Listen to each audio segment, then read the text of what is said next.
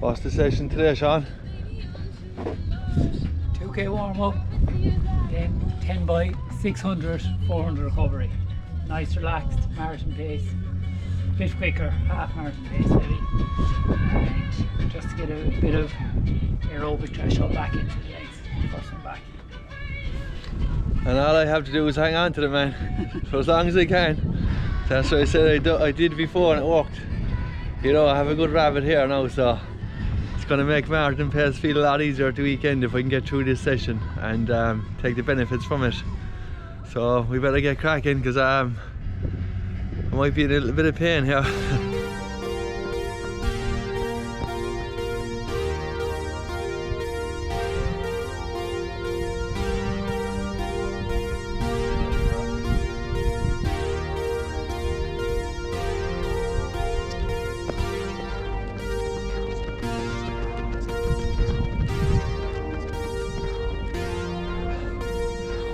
Job done.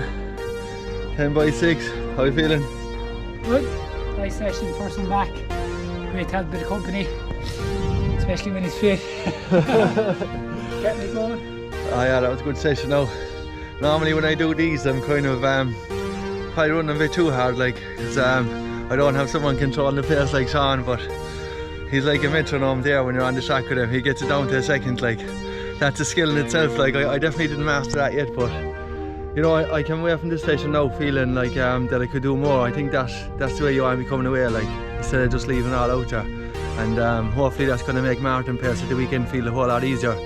And these speed sessions now is what I'll probably be doing for the next couple of weeks, and marathon pace.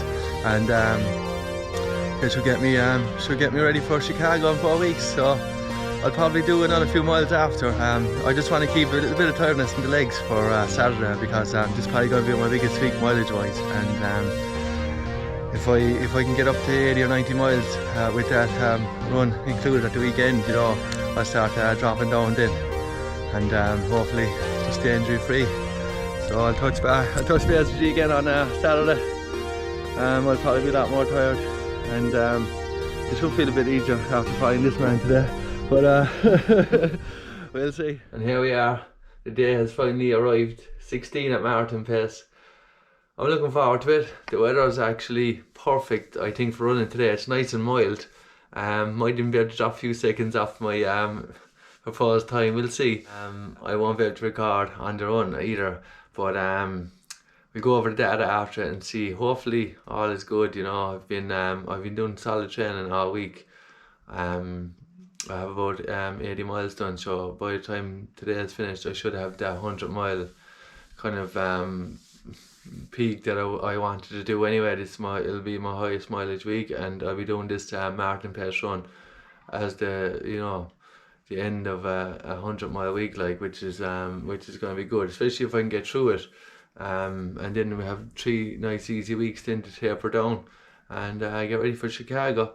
So no more hiding now. I gotta go out and do it, and hopefully when I go over the data afterwards, it'll give me some good confidence. You know, going into Chicago. So what's the only thing to decide now is what kind of shoes I'm going to wear, because I wore these once, the Alphafly, in the Cheshire Elite Marathon, and after about 13 miles my calves started just cramping up really bad. I don't know if it was either a conditioning or kind of I got some bad sleep going into that race. I don't know if it was that. So I'm willing to give him a second chance, and I'm going to test him out today. If I can do these 16 and I have no muscular problems, I think I might actually wear them for the race, because they're brand new and I paid a lot of money for them, so I want to get my usage out of them. And if I'm feeling any cramping after a couple of miles, I'll just stop it. I'll come back and I'll just put on my Vaporflies, which I think are the best shoe, and they work, and I know they work. I just want to give the Alphafly a second chance, like I said, because they're still brand new. There's only 26.2 miles in them, and I think that they're going to be good to wear if they work for me, because I always train the tempos. I like the tempos, and they're kind of the training version of the Alphafly. So, you know, you'd imagine that my legs should be conditioned to wear them, and I'm going to find out today, and there's the time to do it, not in a marathon like I did the last time, you know. So I guess no more hiding now. We better go and get the show on the road, and we go over the data when I come back. Hopefully I get through it. I'm feeling good, I'm feeling confident, even though it's been a heavy week. I did a double yesterday, and I did a few strides with Sean, and I think that my hamstring is feeling okay now. I still get reminders every now and again, like that. You know, it's not firing 100%, like, but that's why I'm starting to do a bit more kind of speed work and more strides. And I want to find out now that it's ready, like, and otherwise I'll have to just maybe do some more work on it. So I better hit the road and get the show on the road. Hopefully 16 at Martin pace. Let's get it done. All done. 16 at Martin pace in the bag. It was a tough old day. I got through it. In fairness, I had to crack the whip a few times, maybe from mile 13 maybe on to the finish, but my heart rate stayed exactly where I wanted it to be. And I said before that I wanted it to be between 155 and 160, and it kind of stayed around the 155 anyway, to about 157 for most of the session. You know, I did a warm-up. I was supposed to rendezvous with the other half after 2 miles, and I was going to put on my shoes and stuff like that, and they went somewhere else. So I ended up having to go back home, get my phone, ring them, bring back my shoes. Then I had to go back again, and make a long story short, I did 5 miles before I even got to do my own session, and then I still had to jog 1.5 miles back, like, so I got up to the 100 miles for this week anyway, easy. a bit more than 100, but you know, things like that happen in races and stuff like that, where things don't go to plan, and you still have to go out and do it, like. So I think mentally doing that session today, I wasn't 100%, like, and even halfway through it I was like, oh man, I should have had this done 2 hours ago, like, and with maybe less miles in the legs, but I got it done anyway. I just kind of took it 1 mile at a time, like, and you know, in terms of my heart rate then, like I said, it's exactly where I wanted to be. It was nice and smooth. First 8 miles were kind of rolling hills, and it was kind of rolling down them. When I got to the main kind of road, it was nice and flat, but it was going down, like, it's a bit of an elevation drop. And then once I hit the 8 miles in, I turned around and went back, like, and worked nice and hard. There was one at the bridge that I had to go over twice, like, which is kind of steep. And when you're doing it at the start, you wouldn't even really feel it, like, cause effort's pretty easy. But you know, if you have something like that late in your race or your sessions, you're definitely going to feel them a lot more. So I kind of switched off the heart rate in for that, and I just said, right, I'm going to get up this as efficient as I can, like, regardless of the time. And you know, it like something steep like that in a race, like, probably only cost you an extra 10 seconds or whatever, but I think it's important to get over it without getting your heart rate kind of peaking a bit. And I did that, and I got home anyway, and I think I went through the halfway in 13:10, something like that. So it was a nice solid time, like, it was 5:35 for the session, and I said around 5:35 to 5:40 anyway that I was going for. But because the weather was so good today, I said I'll go out and I'll do it a little bit faster, like, just to see what I was capable of. And I didn't have any water, like I said. I didn't have any support today, so I basically ran without water. I took the 3 gels. I took one at 4, 8 and 12, and I didn't use any Martin. I have a selection of gels, like I have Power One, and I got a couple of gels in Poland as well that time. And I said, if they work, you know, I know the Martin works because I used them before and they're fine. And if the other ones work, you know, I could give them a bit of thought. And my tummy was perfect today. I had no issues at all. Like, even with those cheaper gels, like, they probably cost €1. And the reason why I actually use them today, because they have 120 calories a gel.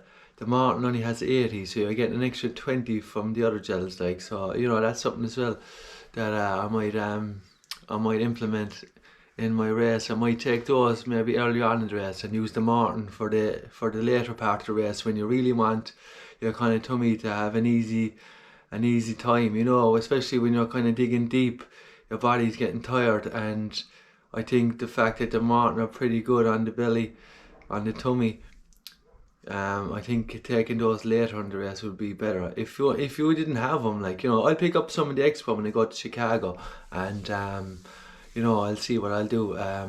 But at least I know the other ones are fine anyway, and I didn't have any problems with them, so I can be flexible now with my gels and shoes. Like I said, the Alphaflys, I wore them before in Cheshire, and after halfway my calves were just giving me serious trouble, and I ended up blowing up in that race. Like, but like, if we go back over, and I'll show you my heart rate here. My heart rate was really high. Like, it was probably red for like early on in the race. So I was saying before that I didn't sleep going into that race. I came off the night shift maybe 4 or 5 days before it, and my sleep was really bad. I mean, we drove to Liverpool then, and we stayed in this hotel, and there was like a church nearby, and the bell kept going off every hour.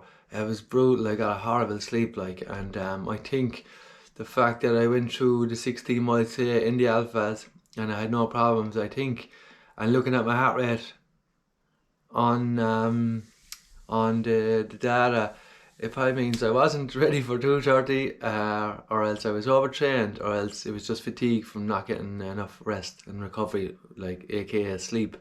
So that's why I always say this 16 miler for me is my gold standard, and it'll tell me more about me than anything else. Like, it's exactly where I wanted to be. Delighted to get through it, and you know, 3 weeks to go now. I probably have two big sessions left, like maybe the 10-day out one, 8 days out one, before I kind of really taper, and maybe one next week. Might do 21k of marathon pace stuff, like in a session, or else I might do one of those Canova doubles.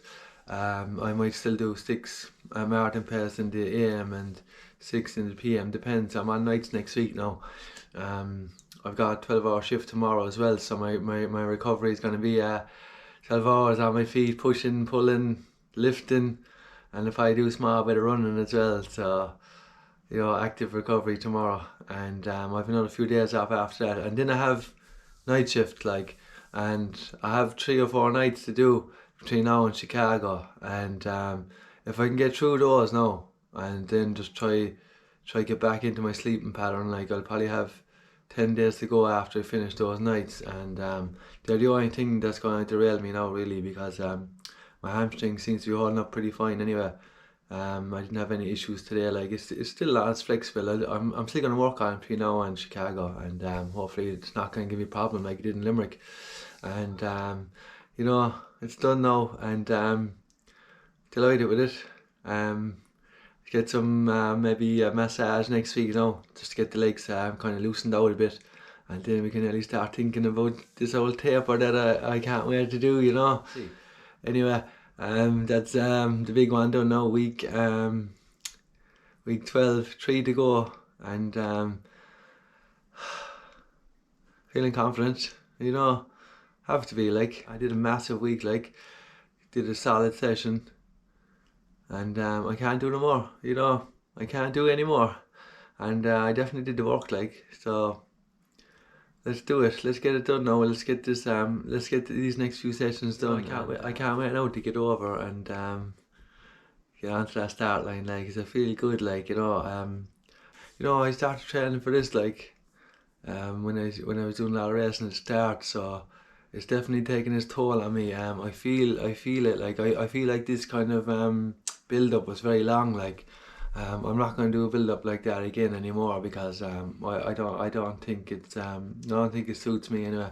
I think for me, you know, 10 weeks next time will be enough to get me up to where I want to be, because I'm always training anyway. I don't really have any down weeks or anything like that, or just time off, because when marathons are finished, I'm usually probably training cross country, and then after cross country I definitely be signed up for another marathon. Like, I register for Boston, and I'll have an entry for London as well, and in April, and there'll be the mountains as well, like, so, you know, I get no rest, like, so it doesn't suit me because of the different types of training I'm doing. It definitely takes its toll on me, and it's something that I look at next time. And obviously I'm gonna look at the VO2 max data as well and try implement that and get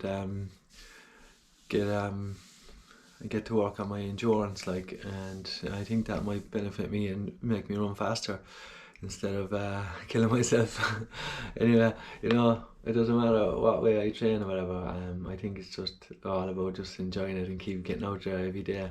You know, it doesn't matter what way you do it, like, as long as you do it. That's the way I think. You know, you can nitpick at things and say, someone will say I do it this way and someone will say I do it that way, but the main thing is you just keep the love for it, like, and you keep wanting to get out there, and I always have that, so, you know, that to me is winning, like, you know. Anyway, I'll see you next week for the 2 weeks to go video, and we did the hard one anyway today, so we'll talk again. Good luck.